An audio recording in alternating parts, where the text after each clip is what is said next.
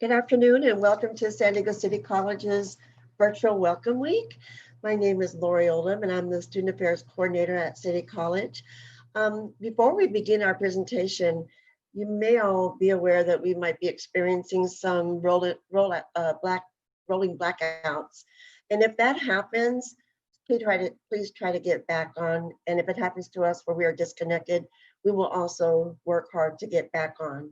But just in case we, for some reason, go down because of the blackouts, just wanted to warn and say you could log back in. So welcome to the 2020 fall semester. Thank you for joining us. And let me begin by saying that we are so excited that you've chosen City College to continue or begin your higher education journey. City is a very special place. It's where dreams are birthed and where you'll receive an ultimate student experience. Even during a time where we're in the middle of a global pandemic, you still have the audacity to dream big. You'll discover that San Diego City our college community is both supportive and nurturing.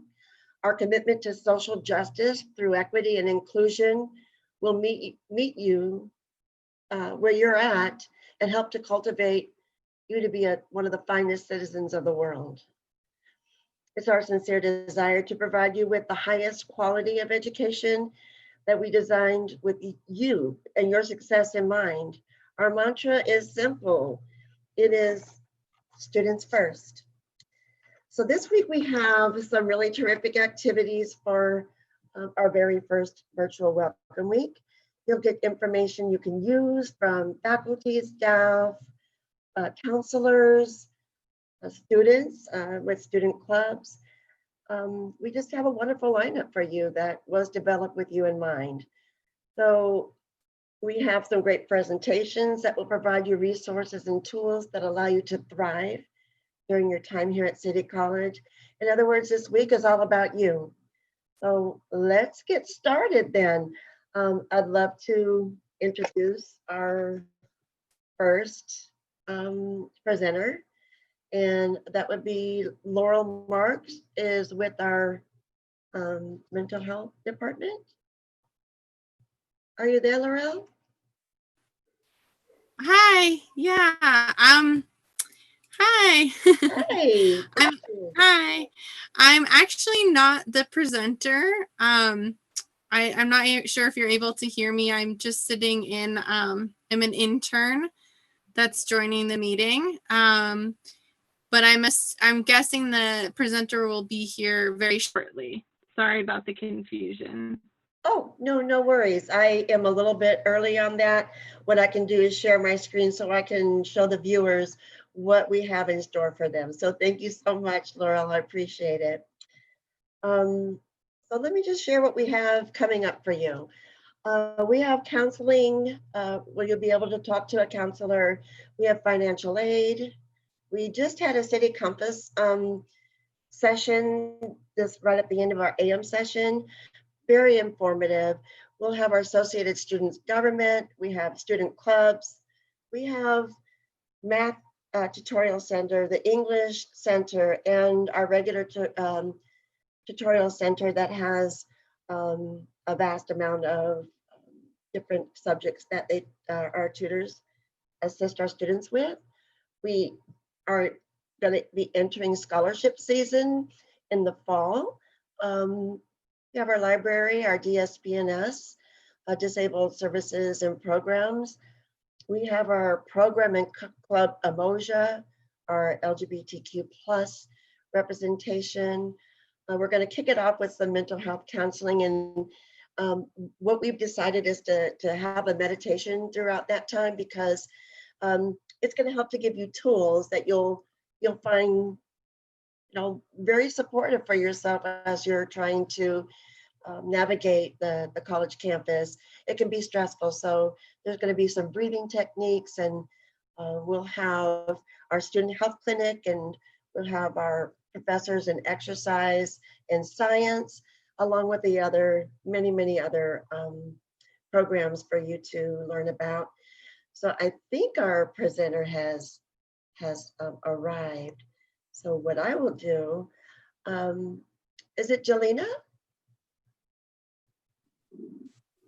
I will not be presenting. I'm not sure exactly who is scheduled to, but I can check. Would it be Adriana? Possibly. Adriana?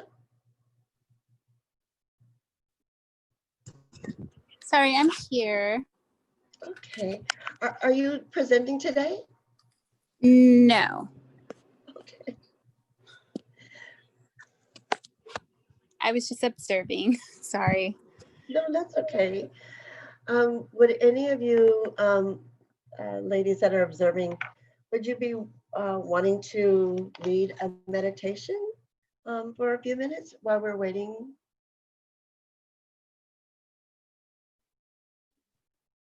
Sure, I can do it.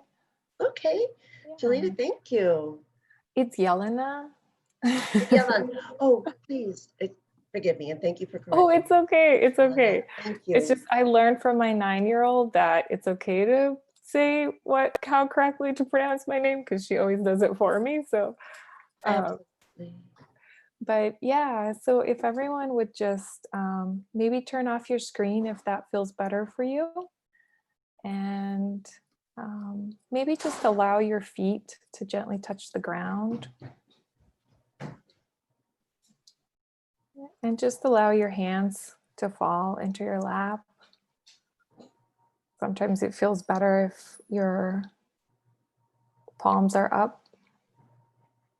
Allow your back to just relax onto your chair. Maybe rolling your shoulders up and then back. And if it feels comfortable to you, maybe just closing your eyes. Taking a deep inhale through your nose. And exhaling through your nose again. And doing that a couple of more times. Inhaling and exhaling.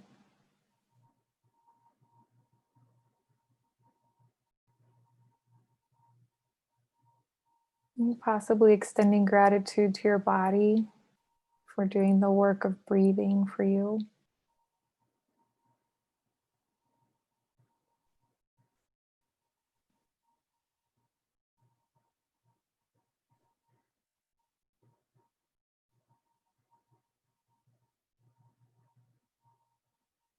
And maybe just focusing on one area of the breath, possibly your nostrils, or the back of your throat, or your belly. And just really paying attention to the breath as it enters and leaves your body. Noticing the cool air as it passes through your nostrils. And then the slightly warmer air as it exits.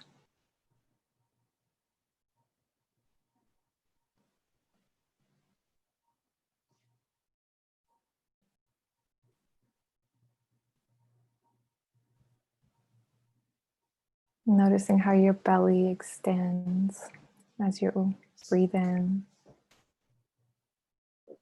and contracts as you breathe out.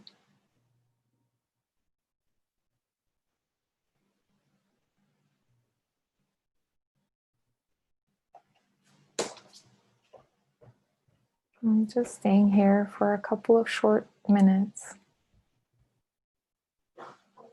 Just staying with your breath.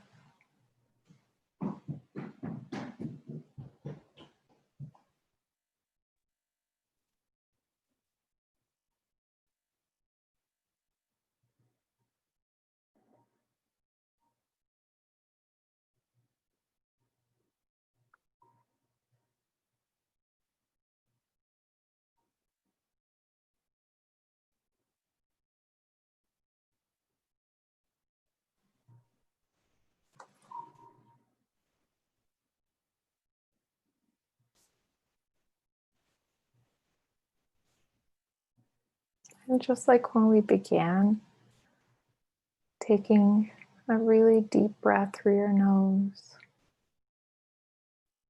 And this time, stopping at the top, just pausing. And then exhaling through your mouth. And one more time, just breathing in and letting it go. And then opening your eyes if they were closed. Wiggle your toes into your fingers. And just coming back.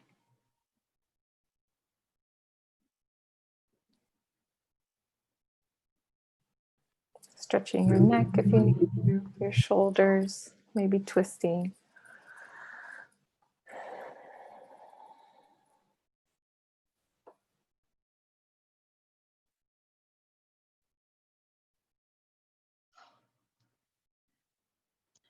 Thank you so much, Yelena.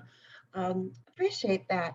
I think we all have so much anxiety nowadays, and that's a perfect way to start this session. Every session, that's how we're starting. So thank you so much for leading us through that meditation, Yelena. It was really nice. Of course. Appreciate you. And so without further ado, we have Alexandra Felty. We call her Alex. And Alex, I'm going to go ahead and hand it over to you so you can begin your presentation. And thank you so much for being here today. Awesome. Yeah, so like Lori said, my name's Alex, and I am an adjunct counselor at City College's Mental Health Counseling Center. And so I'm going to give you a little bit of information about our services and what we're offering right now. Some of you may be new to City, or some of you may be returning. But for those who don't already know, any and all San Diego City College students who are enrolled in at least one unit are offered free and confidential physical and mental health care through the Student Health Center. So we used to be located in A180 on campus, but now with everything, we have transitioned fully and are functioning in this new virtual world. So I'm going to play a video for you all, and it will answer a few questions about what teletherapy might look like. I know a lot of people can be nervous about trying that out, but we offer individual, family, and couples counseling. And so what's kind of different about that is, in order to be eligible, just one person from within that group. If you're wanting to bring your partner, if you're wanting to bring family members, only one of you is needing to be enrolled. So just to keep that in mind. Another thing to know is that we use a HIPAA encrypted Zoom account. So we really want to protect your privacy and want you to feel safe and comfortable sharing what you're coming in for. And so this does not go in any of your student records. Even though we're on City College campus, we are our own entity where we do protect confidentiality. We don't talk to administrators or any of your professors. So that's something that's important to know. When we start therapy, we talk about the risks and the benefits of it. We talk about what your current needs are, what you're looking for, and just how we can support you. So I'm going to play a video for you right now so you can learn a little bit more about teletherapy and what we're doing.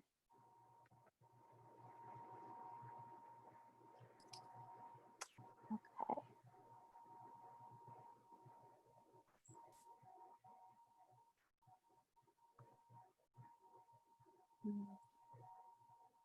Oh, not that one. Okay. Hey everyone. Hey. We're from San Diego City College Student Health Center. Did you know that the Student Health Center is now offering free confidential telemedicine and teletherapy to eligible City College students? What's teletherapy? Teletherapy is mental health counseling and support offered via video chat. There's a lot going on in the world right now. Confusing, chaotic, and conflicting, and it has a toll. Mental health care allows them to balance their own personal stressors while also meeting their academic responsibilities.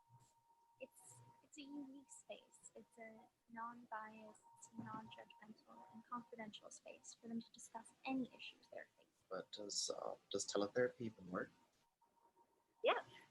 Overall, the research shows that teletherapy is just as effective as traditional face-to-face counseling in a variety of circumstances. And is it safe? Yes, the Student Health Center uses a HIPAA encrypted Zoom account to ensure a secure connection for its students. What if I live with roommates or family members? How can they ensure that I have the privacy? Counselors will work with dedication and commitment to support students in creating privacy, whether it is through the use of a safe word or in finding a quiet area in the home, like the bathroom or in the car. How much do these services cost? Nothing. Services are free because it's covered by your student health fee. All right, cool. So is it only available in English? Sessions are available in multiple languages. Please reach out to find out about our language options. Okay, so how would I know if teletherapy is necessarily a good fit for my specific needs? You can visit us at the Student Health Center's website. And make sure you click on the Mental Health Counseling tab so you can request an easy and simple phone call consultation with one of our counselors. Students can also be connected to supportive community referrals to ensure basic needs are being met, such as food, housing, and healthcare, and to learn more about the different virtual support groups that are being offered by the department. Staying connected with peers now is more important than ever. What if I have questions about COVID-19 or another medical related issue? The Student Health Center is also students' first stop for their physical health needs. We too have transitioned to the virtual world and are now offering telephone consultations and telemedicine services. Covered by your student health fee, these services are free and confidential for all City College students. While you're on the Student Health Center's website, make sure to check out the tab for the Student Health Clinic. There you'll find the most up-to-date information related to COVID-19. There you will also be able to request a consultation with a nurse practitioner or a physician. This will give you the opportunity to explore any physical health symptoms you might be experiencing. So spread the word. Please let your students and any friends or family you have at City College know about these invaluable resources. Thank you. Thanks. We hope to hear from you soon.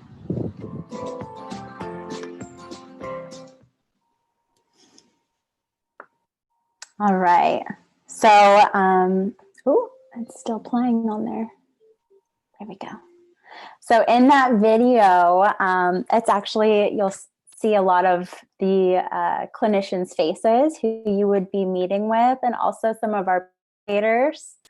So while I'm on here, I know that we covered a lot on our individual couples and family counseling, but we also offer some groups, and all of those are free to you all as well.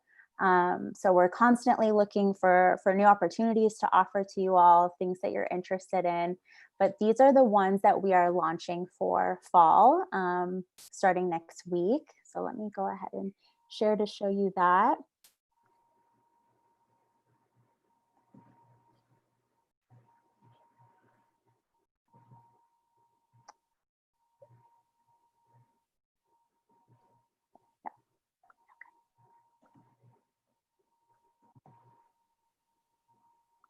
Perfect. Okay. So we started offering these virtual help desks. So what that is, if you have any questions about anything that I shared today, or you were curious about what it actually looks like when you meet with someone, you can drop in at any time during these help desk hours, And someone from the student health side and the mental health side are there to answer any questions, chat with you privately. So feel free to drop in. We really want to meet you and help put you at ease if it's something that you're thinking about. We also are offering some of these groups that you see. So the As I Am, that's a space for students who are dealing with any physical or medical challenges that might impact you. Apart from being a student, you have these additional factors. We also have a healthy relationships group, and that is for anyone who's looking for support in building and sustaining healthy relationships. We have a women supporting women group, and that one is co-facilitated by myself and another clinician. That one is, we're focusing on inclusivity and talking about what it means to be a woman in today. We have Living Out Loud. That one's our LGBTQ+ support group, and it's focused on queer empowerment.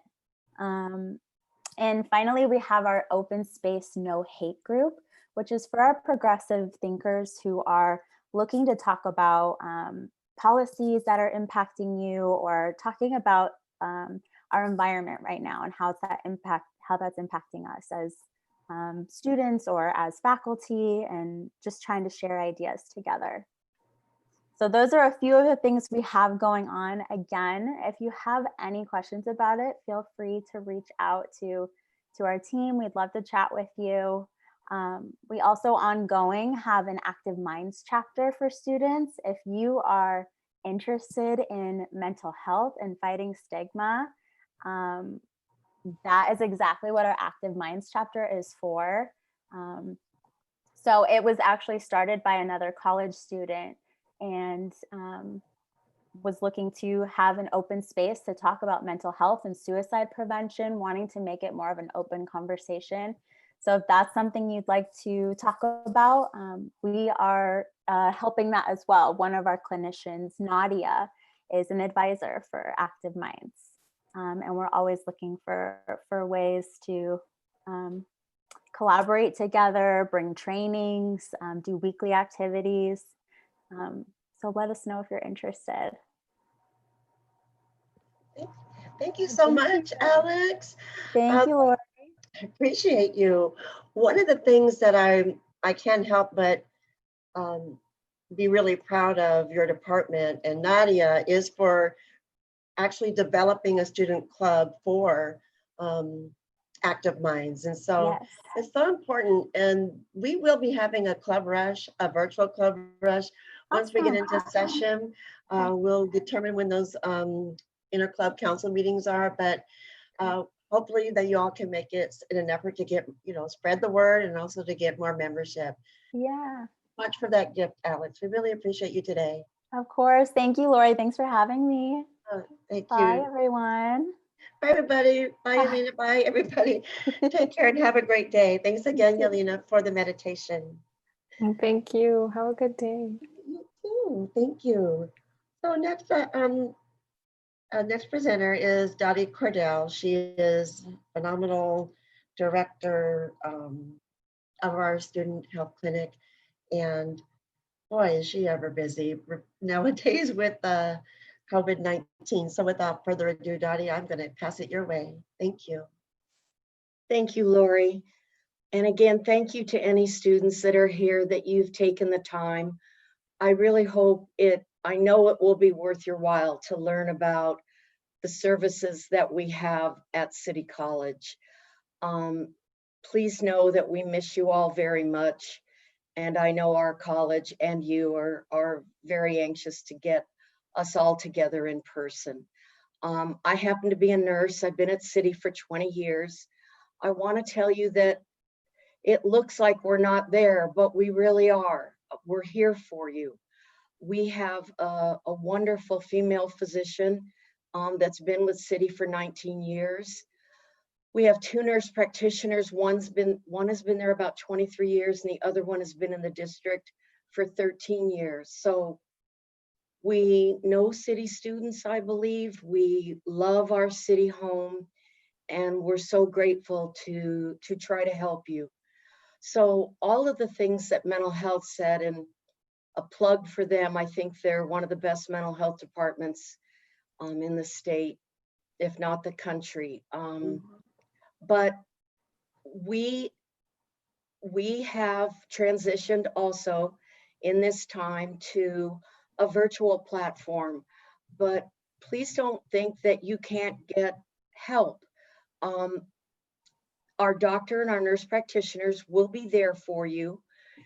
It will be very similar to telecounseling, only you obviously have a physical issue that you want to talk to us about, or you can talk to us about other things that are bothering you, and we'll help connect you to maybe a counselor if that's appropriate.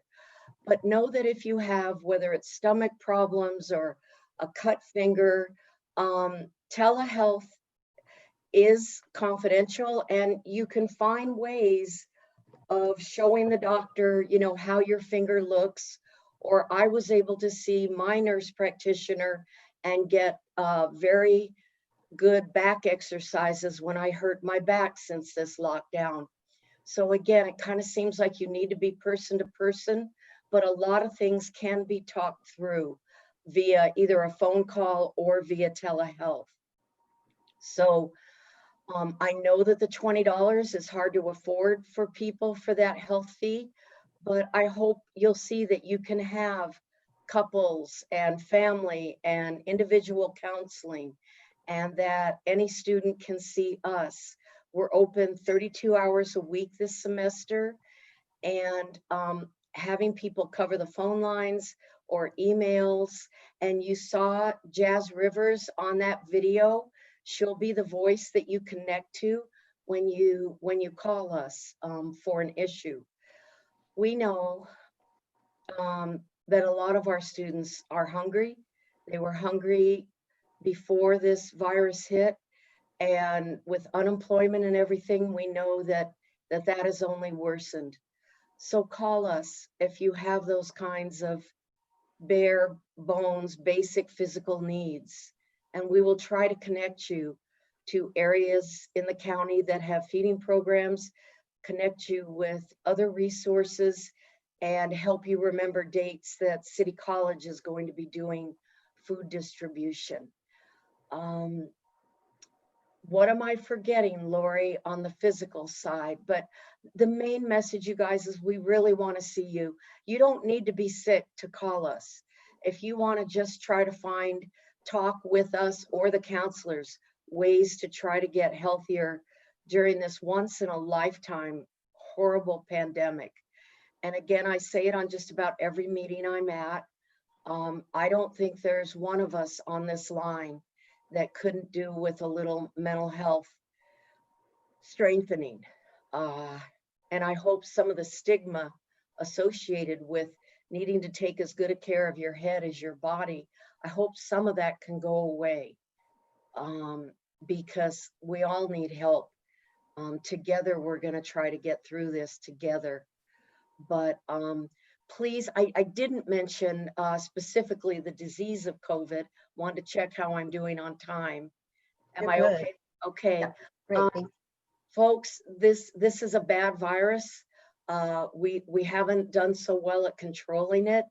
I ask you to please believe us and your trusted professors. Believe the science that you need to wear a mask, you need to socially distance, you need to cut down on socialization or groups. It's a hard, bitter pill to swallow for us, but we're all going to have to acknowledge that this is here for a while. And you can call our nurse practitioners or the doctor and say, hey, normally when I get a sniffy nose like this, I just figure I have allergies, but can you please talk me through so that I'm not having additional anxiety about maybe having COVID or not?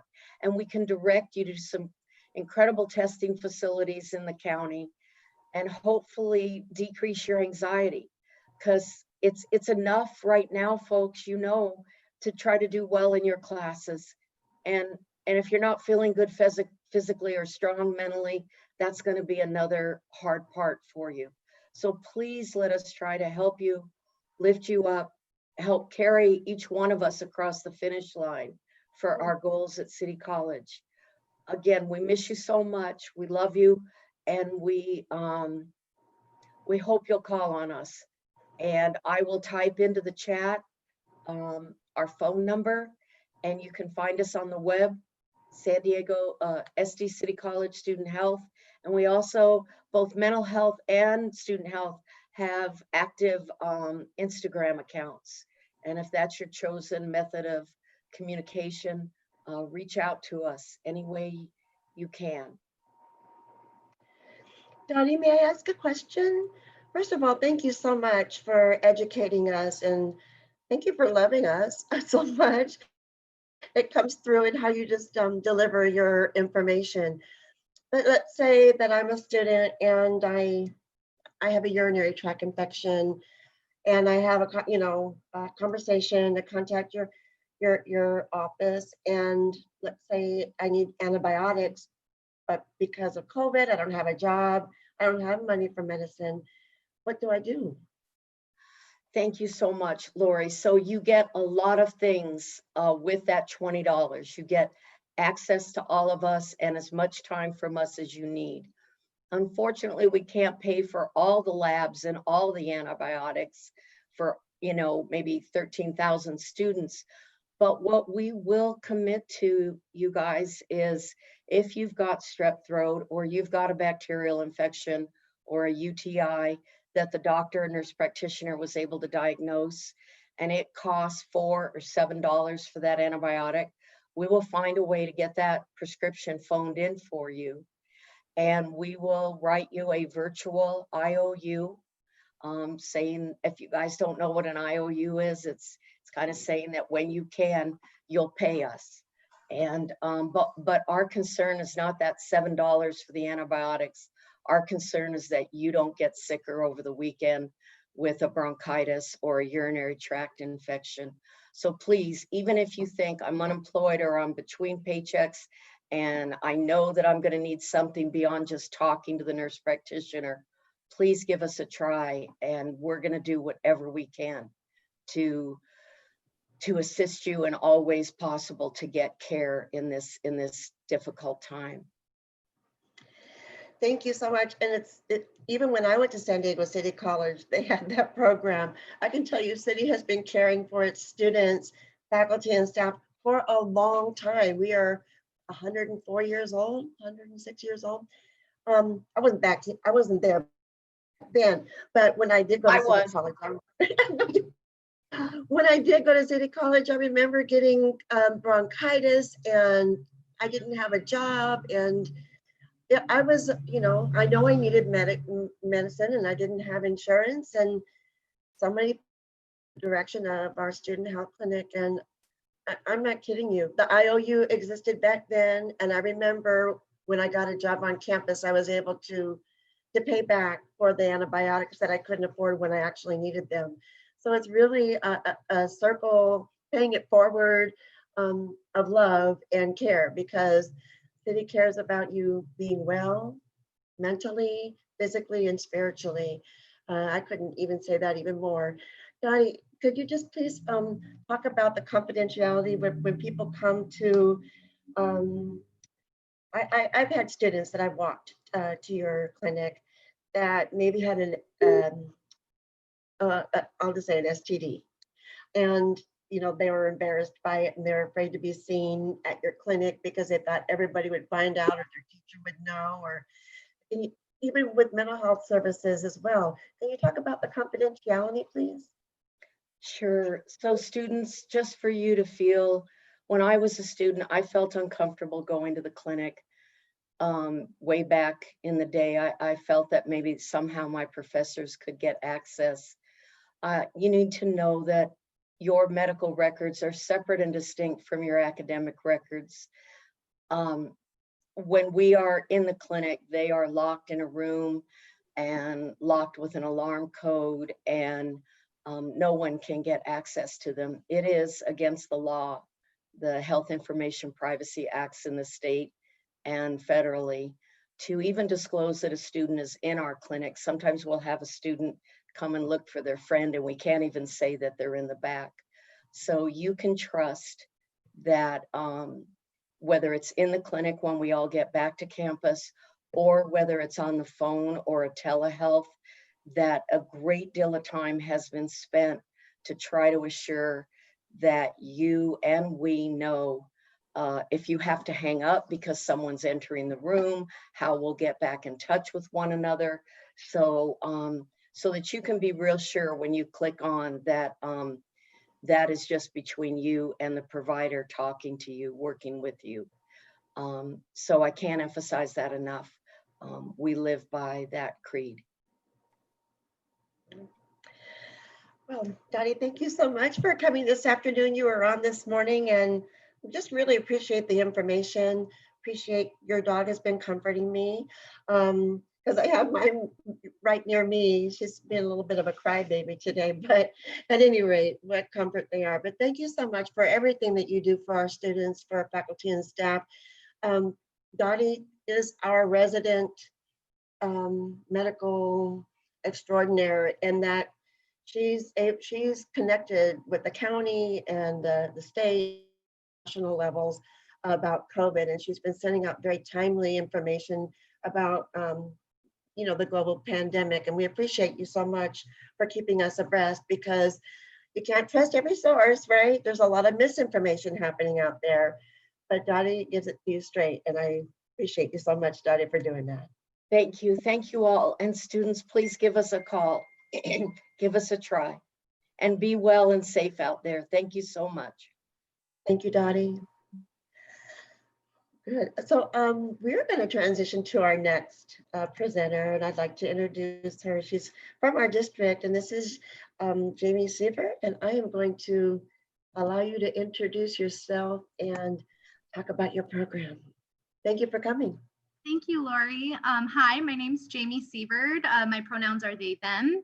I'm from the San Diego Community College District Office of Institutional Research and Planning. So I work for the Community College District Office as a researcher, and I'm really excited to be here. I'm a former student as well of our district, and I've taken a class at City before. It's an awesome place. I'm really happy that Lori invited me here to talk to you all. So I'm working on a project for uplifting LGBTQ+ student voices. Our district is, for the first time, working on a project to really understand the experiences and needs of LGBTQ+ identified students in our district. And the best way to really do that is to talk to y'all and get to know you and to hear your stories, and make sure that we're able to, you know, replicate successes and, you know, fill in gaps. And I'm really excited. This is a really important project to me.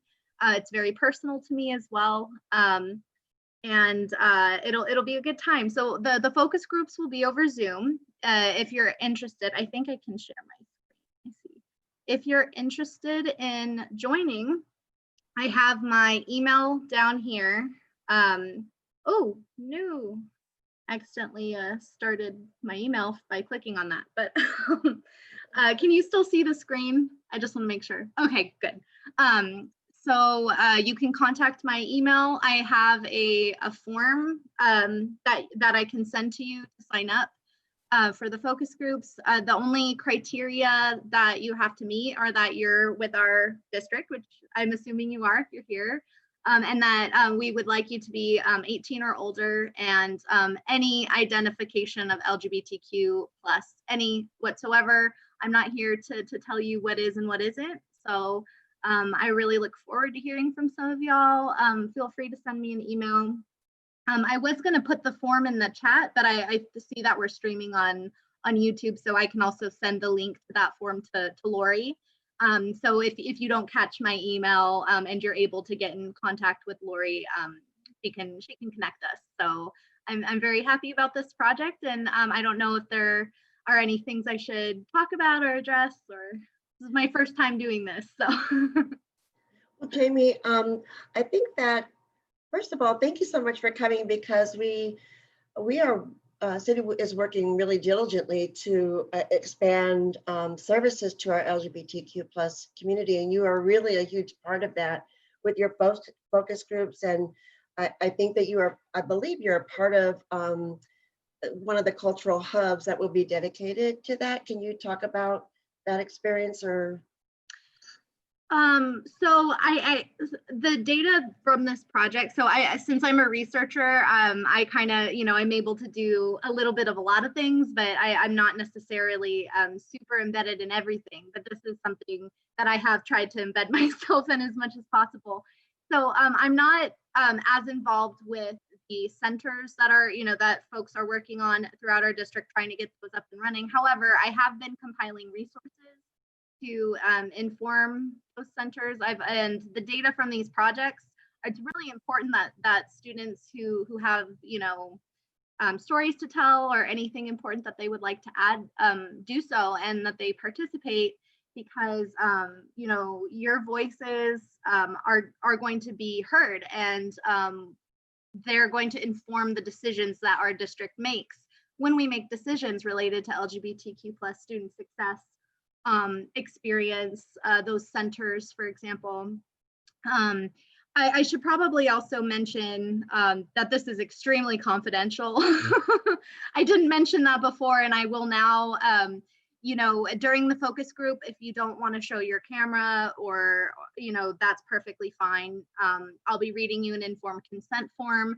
I will be protecting everything that you say, de-identifying you, so that nobody can figure out who you are if I use something you said as a quote.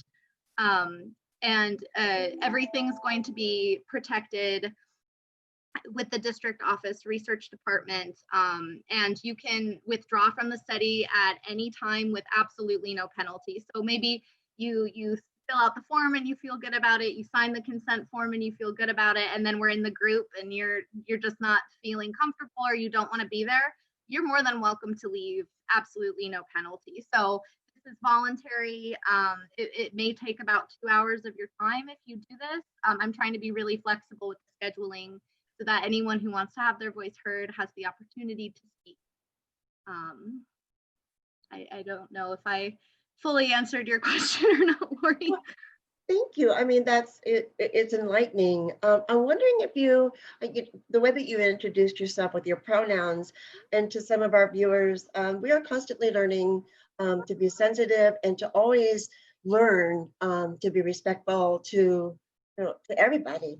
So I was wondering if you might touch base about the importance of using pronouns, and also allyship. Absolutely.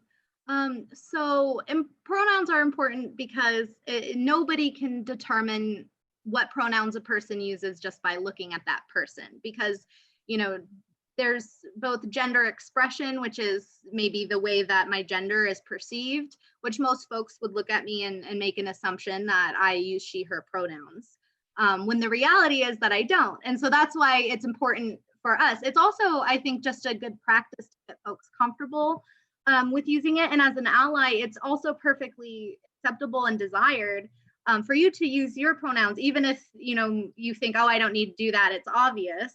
Well, it's not obvious for everybody, and your simple act of saying, hi, my name's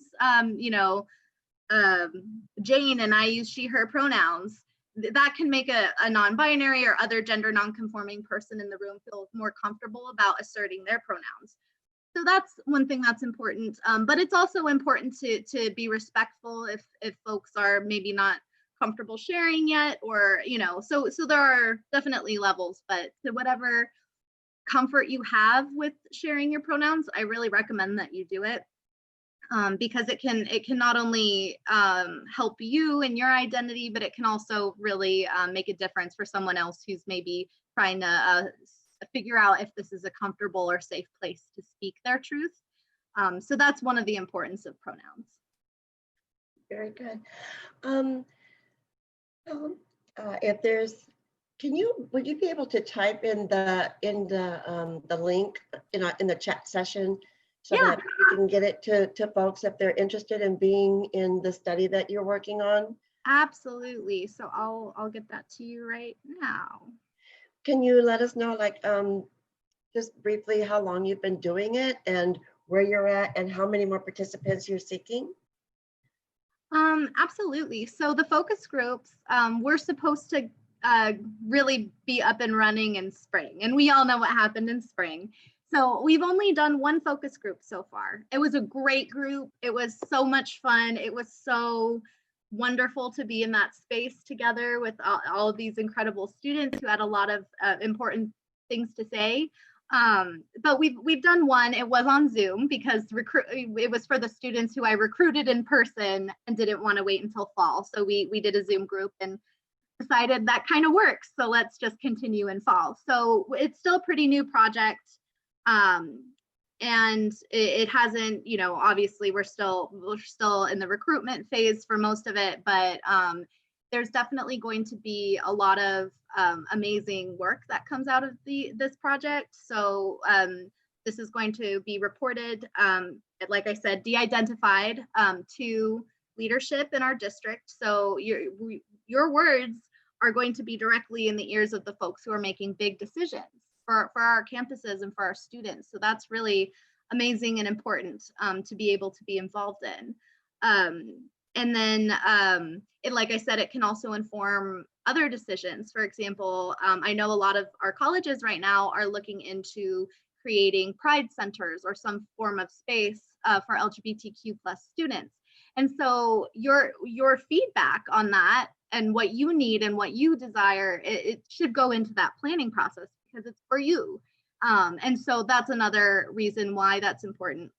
And then just some background on me outside of the project. I'm an anthropologist by training. I got my master's degree from the University of South Florida in applied anthropology. And I really love it. I love doing research that serves a purpose and that creates change. I've written some papers on marginalization and queer experiences. Like I said, I went to grad school in Florida, so I did do a small project like on the aftermath of Pulse and those kinds of work. So that's kind of my background too. This is a really passionate topic for me, and I'm really excited to be here, and I'm hoping that some of you will join me and let me hear your stories so I can share them. Thank you so much, Jamie. We appreciate you being here today. And we look forward to having you throughout the rest of the week, raising awareness and informing us all about what the institutional research is doing and how it is informing the decisions of our leadership for LGBTQ+ students. Yeah, absolutely. And thank you, Lori. Thank you for this. This is amazing. I appreciate all of the hard work of the folks in this Zoom room right now. And welcome City College. Let's start fall 2020. This is so exciting. So thank you all. And I look forward to seeing you again this week, I hope. So. Yes. Thank you so much, Jamie. Have a great rest of your day and thank you very kindly. Yes, you too, Lori. Thank you. So we're going to transition next. I'm looking for Professor Paul Greer, and he is going to discuss, or his presentation will be on how to stay fit while learning remotely.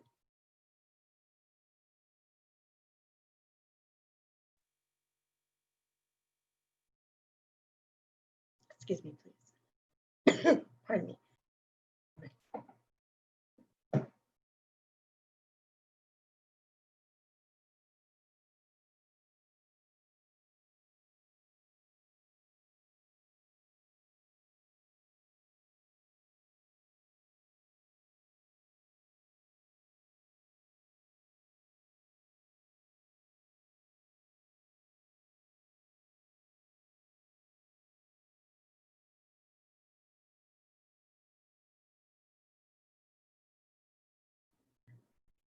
I'm so sorry, you'll forgive me.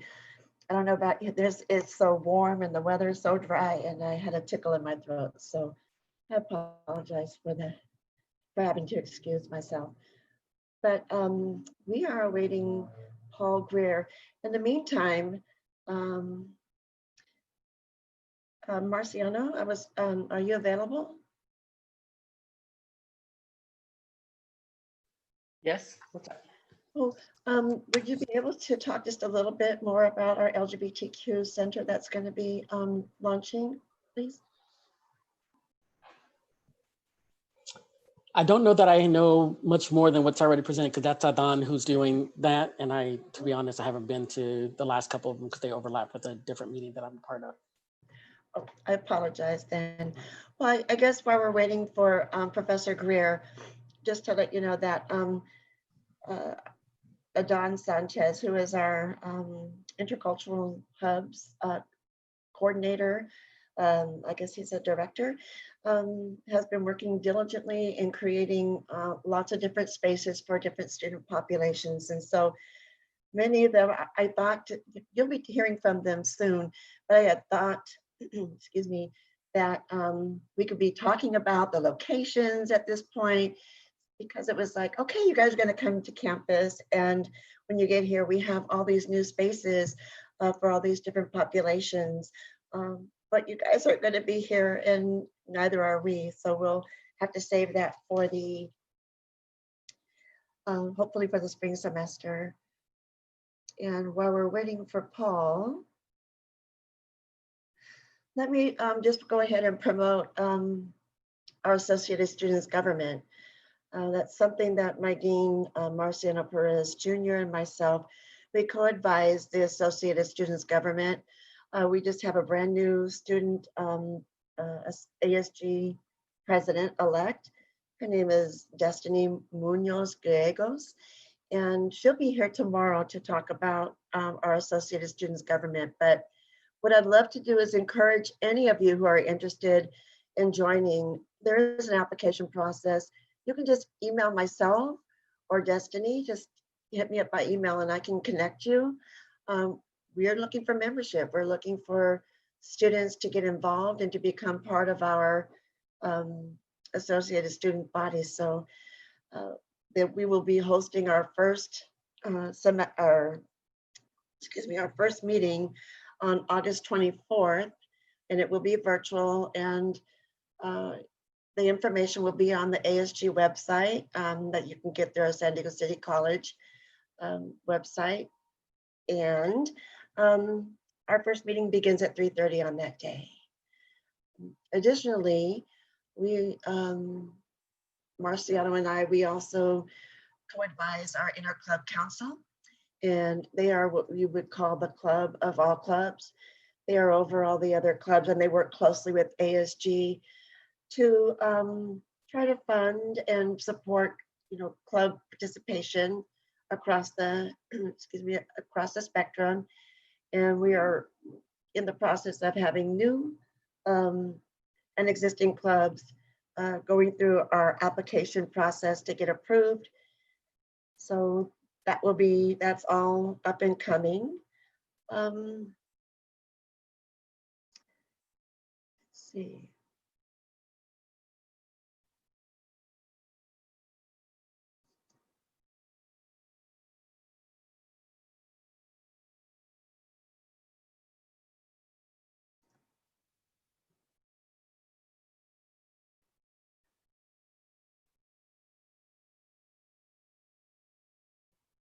You'll forgive. I am trying to locate the next presenter. He should be on in just a moment. Getting back, let's see, the Office of Student Affairs.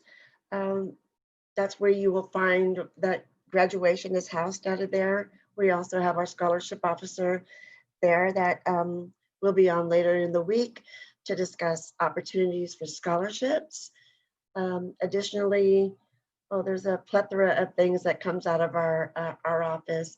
As Dottie was talking earlier, we do have our food pantry has now been moved to the Office of Student Affairs, and there are plans in the very near future to start hosting food distributions again for our students, and that information will be forthcoming. Let's see. In our office, we also have student conduct. So let me just say that there's times when students may need some assistance because they have maybe done something inappropriate. And our wonderful Dean of Student Affairs, Marciano Perez Jr., he works with our students best as possible to find viable solutions, so to stay in school, to work on a plan to get you back on track. It truly is student centered. Any decisions that come out of any kind of conduct meeting or hearing, we always try. I know he strives to do his very best to make sure that students can continue on with their coursework. So thank you for bearing with me with that information. I am now going to introduce to you Bend down just a little bit. Professor Paul Greer. He is Go here, on. and he'll be talking about how to stay fit while learning remotely. And I'm going to toss it over to you, Paul. Thanks again for showing up today. Thank you. Thank you. And welcome, everybody. And again, my topic is to do with exercise. My name is Paul Greer. I'm a professor of health and exercise science here at San Diego City College. I'm in my 31st year at City College, and I think the best aspect of all these years that I just love is the students themselves. We just have great students, and I'm just very proud and very happy to be a part of today's session. So let me start with just talking about what is the greatest motivation for exercise. There's a lot of great motivators out there. I've heard students over the years share with me that the reason they exercise is to lose weight. That's a great motivator. I've heard others that says they want to basically improve their self-image or things like that. That's a great motivator. But ladies and gentlemen, the true greatest motivation for exercise is, believe it or not, enjoyment. You have to enjoy exercise. You have to find an activity within exercise to enjoy. You see, exercise is a lifelong activity. It's a lifelong process. Unlike our 16-week semesters where you start a class and then you end it in December, and it's 16 weeks, exercise doesn't work that way. It's meant to be done day in, day out, week in, week out, year in, year out. And it's a lifelong process, as I said. Doesn't mean you have to do it every single day. And I'm going to get to that in just a moment on what you need to look for as far as exercise. But it should be part of your regimen. And the more likely you do that exercise is really comes down to how much you enjoy the activity you're doing. Unfortunately, in this country, statistically, people treat exercise like they do their taxes. They just do it once a year. And so what we need to do is adopt an activity you really enjoy doing. And it could be 1 or 2, 3, 4 activities all at the same time. And you just switch it up every day, and then you'll be more likely to do it. Now, I'd like to also talk about the benefits of exercise. So I'd like to start out by just sharing a little bit of some of the benefits that are involved in exercise. There's no amount of exercise that can guarantee a long life. We're not guaranteeing a long life necessarily. However, even moderate amounts of exercise that include running, walking, cycling, swimming, whatever, can improve the likelihood of a healthy life. Obviously, along with a positive attitude and healthy diet, your fitness level plays a major role on how well you feel. And what I'm talking about here, ladies and gents, is the quality of life that you enjoy. When we speak of health, we speak of quantitative years, how many years of your life you're going to live. We forget a lot of times the quality years of your life. So here are 12 benefits of exercise.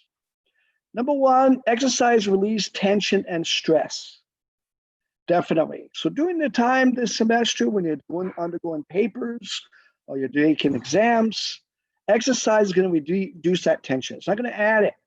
You're going to feel better about yourself, so it's going to reduce the stress. Number 2, exercise provides enjoyment and fun, especially if you're doing an activity, as I said, that you really enjoy doing. Number 3, it stimulates the mind. Now, there's a really interesting thing about this because the studies done at the Institute of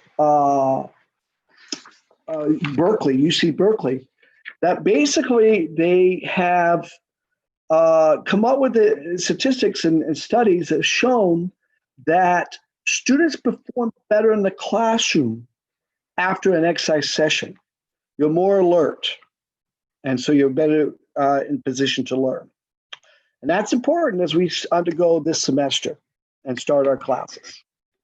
Number 4, exercise helps maintain stable weight. So that's obviously what I've been talking about earlier, a great motivator to maintain your weight. Exercise will do that. Exercise will control your appetite. So it actually will suppress your appetite initially so that you don't eat too much to one sitting. Exercise will boost your self-image. Ladies and gentlemen, you'll feel better about yourself. You just do after you exercise. It increases the endorphins, okay, which is probably the best healthy drug out there. The chemicals in your brain, and you feel better about yourself, and your self-image about yourself improves. Exercise number 7 improves your muscle tone and strength. As we get older, that becomes more and more important, okay? Exercise also improves your flexibility. Now, ladies and gentlemen, the most important component to fitness is cardiovascular endurance, aerobic type of exercise. But the older we get, the more and more this component of flexibility becomes.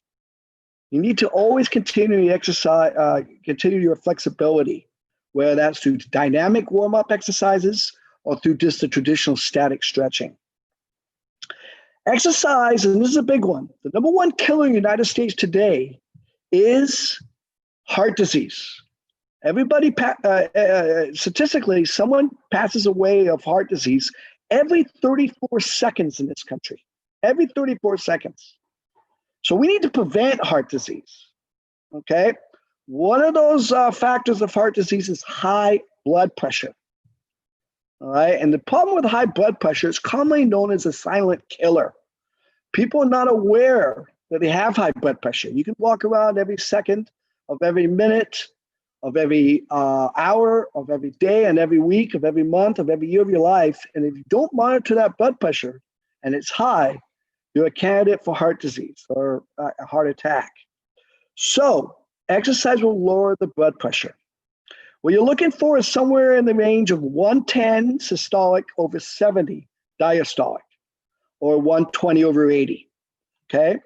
What you do not want is 140 over 90. Now, every once in a while, you're gonna have high blood pressure. Sometimes your exercise, after a hard exercise session, will have a higher blood pressure. We're looking for sustained every second of every minute of your life having high blood pressure. Or in this case, I'm encouraging low blood pressure. Exercise will lower your blood pressure. Exercise number 10 also relieves insomnia. If you're having a problem sleeping, an exercise session will help in you sleeping better at night. Number 11 is to do with heart disease as well. We got HDL cholesterol and LDL cholesterol. LDL cholesterol is what is considered the bad cholesterol, which is the calcium that hits the arteries and clogs up the arteries. The HDL cholesterol is the good cholesterol. Exercise increases that HDL and flushes out that calcium around the entry, around the arteries. And number 12, and finally, it prevents diabetes. Now, ladies and gentlemen, I now want to get into a principle that I want you to remember, especially as you begin this semester. And it's an acronym, and the word is FIT. We want to become fit. But the acronym is F for frequency, I for intensity, T for time.